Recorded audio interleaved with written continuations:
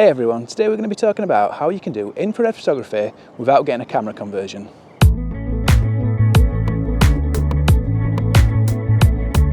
So I've come out today to Pleasley Pit near Mansfield and I'm going to do some infrared photography. If you're using digital cameras, there are basically two ways to do this. You can either get your camera converted, you send it away and they'll do a lot of work on it to make the sensor only accept infrared light. That's quite expensive, so we're going to talk about the cheaper option, which I'm doing today, which is using a filter and then doing some post-processing. So I've done this before. I made two videos, I think maybe last year or the year before. One on how to capture the images using an infrared filter, and then another on how to process those images to get the infrared effect. But I thought it'd be quite nice to get everything in one video today. So I'm going to be doing the whole process from start to finish, getting the images with the filter, and then going through and showing you how to process them. So let's head on and get some images.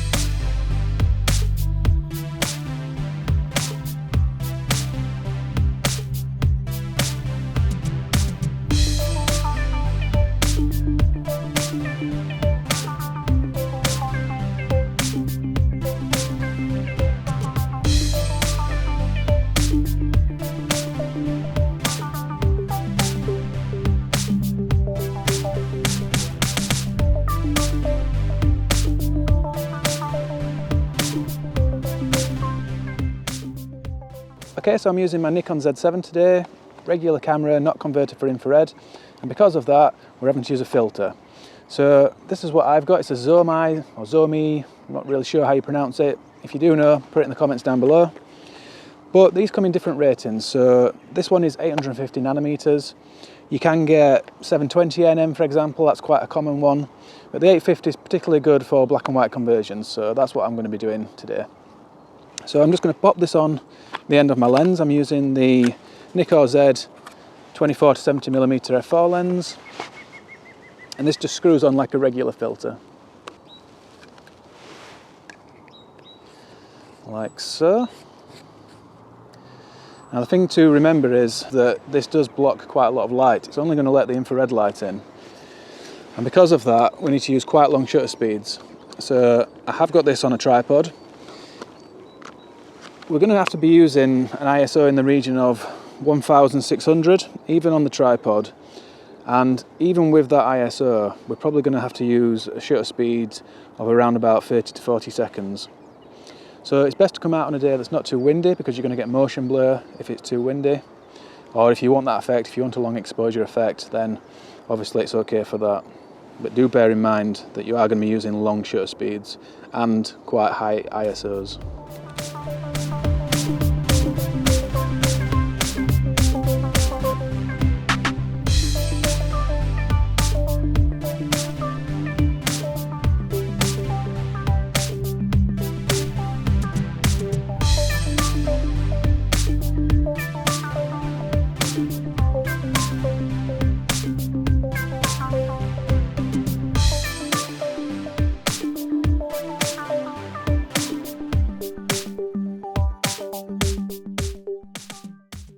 If you're using a filter with a high nanometer rating like I am, then you're not going to get hardly any light to be able to see what you're looking at in your viewfinder or on your live view screen. So what you're going to need to be able to do is take off the filter, get your composition,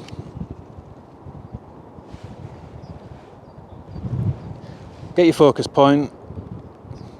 You can either use manual or autofocus. But if you are using autofocus, once you've got that focus point set, turn it off onto manual. Then put your filter on, and now you know that your focus point is not going to change. So even though you can't see anything, you can click that shutter button and get a nice shot. So at the moment I'm at f4 ISO 10,000, but that's giving me a shutter speed of 3 seconds, so relatively that's not very long. And it is getting a little bit windy now, and that's why I want to reduce the shutter speed by putting the ISO really high. So, I mean, 10,000 is really high. The Z7's pretty good, it can cope with that. Depending on your camera, you might need to go lower. But also remember, you can reduce the noise in post-processing. There are lots of softwares out there now that are really good at removing noise. So, let's take that shot. If you don't want to use the high ISOs, then you're going to have to set it at something reasonable, maybe 1600, and then use a much longer shutter speed, such as 30 seconds or 40 seconds. So once you've taken your shot, you're going to see something on the back of the camera a little bit like this. It's going to look quite pinky or reddish. With the 850NM, it looks quite pinky, but I think the lower nanometer ratings tend to look a little bit more red. So basically we're going to need to edit that in post-processing software, and that's what we'll be looking at later.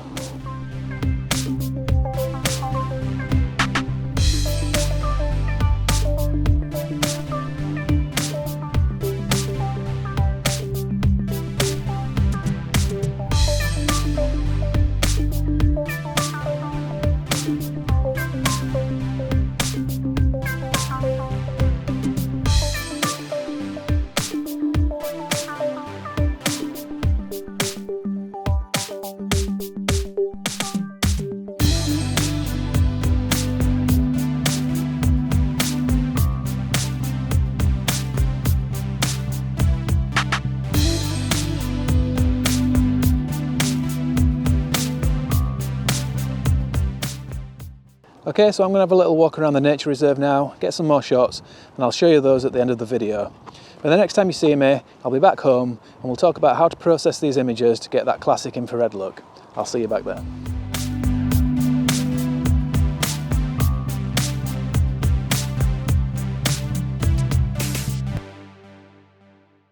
Okay, so this is the image directly out of camera, just with the filter, but no adjustments yet. And obviously with infrared, it's quite a creative process and you can generally do what you want. But in this example, I want to create the typical false colour look. So that's with the blue skies, blue water, quite bright white foliage, but with a little hint of pink as well. So the steps to create that are, firstly, here in Lightroom, to adjust the white balance. And this is quite a critical stage. If you don't get this part right, the following stages are not going to work either. So we're going to use the eyedropper tool, which is here just above the temperature slider. And I find this is the quickest and easiest way to get the right white balance. If you click on that once, find an area of your image with foliage, and you want to choose kind of the brightest area of foliage in the image. So for me that's here with these grasses or reeds or whatever they are. So I'm just going to click once there. And that makes your image look really grey and dull, but don't worry, we're going to change some parameters and that'll start to look a little bit better soon. So I'm going to change the profile of this to Adobe Standard. That's just because I want the most kind of blank canvas possible. I don't want it to apply too much saturation or colour changes. I want it to be quite neutral. So that's why I've got Adobe Standard. And I'm going to start adjusting the tone now. So I'm going to bring up the whites quite a bit, just to make this look a bit brighter. So probably to about there. And we'll just bring the shadows down to compensate for that. Just add a little bit of contrast really, and the blacks as well. Around about there. And we'll bring the highlights up a little bit as well, just to make those whites a little bit brighter. And the exposure as well. Not a lot, just to about there. Because I've used quite a high ISO, 3200, I don't want to really push the exposure too much because I'll start to introduce even more noise, which we're trying to avoid. I think that's alright for the tone. I'm going to leave vibrance and saturation at 0 for now. All I will do is just come down to the colour mixer palette and I'm just going to adjust the purple slider a little bit. and that's just going to bring up the colour here in the water and the sky. Bring that up quite a bit actually, to about there. And this is not going to be a solution for all images. Your images may vary depending on how you've taken the shot, the filter you're using. So play around with these, but for me that purple boost is going to really help out in the next stages. Okay, so just before I bring this into Photoshop, I'm going to come down to the detail panel and I'm going to remove all sharpening because that introduces more noise and we want less noise. And I will bring up the luminance slider to about 22. So that is going to soften the image a bit, but that's fine. It's fairly soft anyway because we've got some motion blur in the grasses and things. And that's the overall effect that we're going for anyway. And you'll notice that around the edges of this image it's quite bright. It's like a reverse vignette. And I think that's because we're using the infrared filter and it's kind of brightened it rather than darkened it. So to compensate for that, we're just going to bring down the vignette just to darken those edges. If we bring that right down just so we can see what we're doing, we can adjust now the midpoint and the feathering to get that exactly where we want it. And then I can bring the amount back up just so it's got the right balance.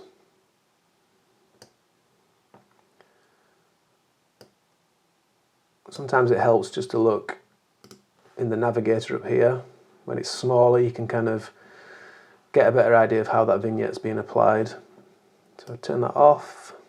That's how it looked before and that's now with the vignette. Okay, so what I'm going to do now is just denoise this because the AI denoise in Lightroom is really good. So we just click once on the denoise button there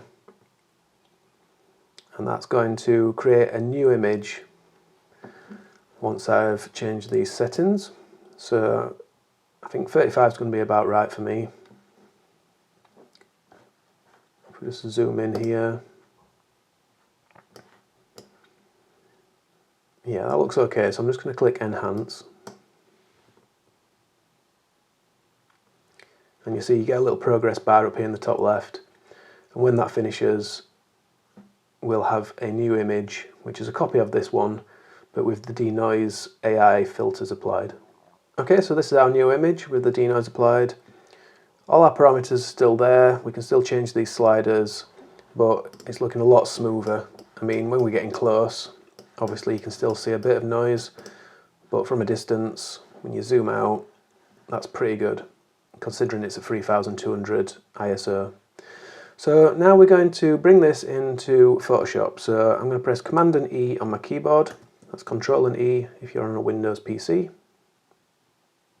And with this in Photoshop now, what I'm going to do is add an adjustment layer. So I'll come over here on the right to the Adjustments panel, come down to Channel Mixer, and what we're going to do now is swap the red and blue channels basically. So you see here where it says Output Channel, and at the moment it's selected on red. What we're going to do with that, underneath you see we've got 3 channels for the red output channel. So we've got red, green and blue. And we set the red one to 0. It was previously on +100 and we bring it down to 0. And the blue we bring up to 100. You can also type in here if you don't get it exact. And then we change the output channel to the blue channel and we do the opposite. So we bring red up to 100 and we bring blue down to -100. To 0. And that's given us the false colour effect now. You can leave green as it is, you don't need to change that. And finally, to really kind of make the colours pop in this and really give that false colour look, I'm going to add another adjustment layer of hue and saturation.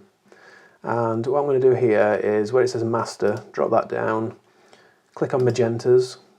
And again, this might differ for your image, but for my particular image, I'm going to change the hue slider for magentas until I get down to about -37, I think. You can bump up the saturation a little bit if you like, but really it's just gauging it by eye and playing around with it until it looks how you want it really. I'm going to also select the reds, just bring those down, not much, but just add a little bit more pinkiness to the foliage areas. And if we click master, you can also just adjust that slightly as well. So not a lot, just to about there. So that's all I'm going to do in Photoshop. If I just save and close that, it should bring it back into Lightroom. And now back here in Lightroom, I can make any final changes, such as bumping up the contrast. I can maybe add a little bit dehaze. You can add a clarity and texture if you like, but remember, any kind of sharpening is going to increase the noise in your image, so I'm going to avoid that, to be honest. And I might just add a little bit of vibrance and saturation just to increase the effect of those colours.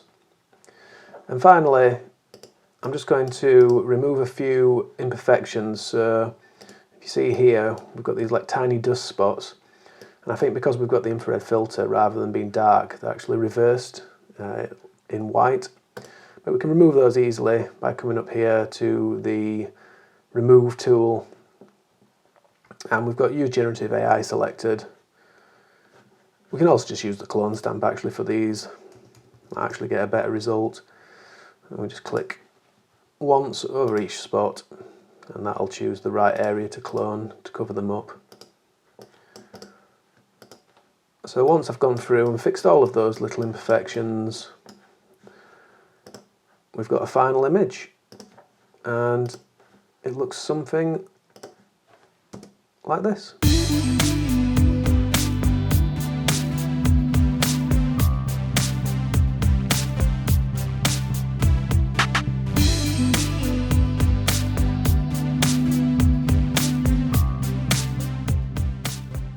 We can also do a black and white conversion just as we normally would by coming up to here, clicking on the black and white button, and you can play around with the sliders then in the black and white mix panel until you get the desired effect that you'd like. I like to add a little bit of extra contrast to my black and white images just to make them pop a little bit.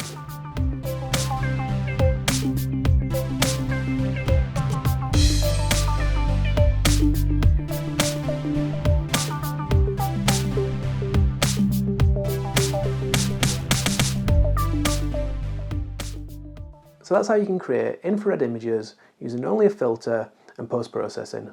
No camera conversion required.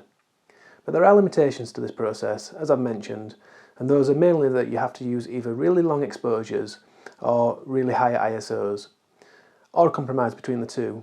And both of those things can cause undesirable effects in your images. You're either going to get motion blur from the long exposures or lots of noise from the high ISOs. But infrared photography is quite a creative process, and infrared images tend to be quite unnatural and otherworldly anyway, so I think if you embrace these effects, they can add extra mood and atmosphere to your images. So give it a go, it's much cheaper than getting a camera conversion, and it can be a lot of fun.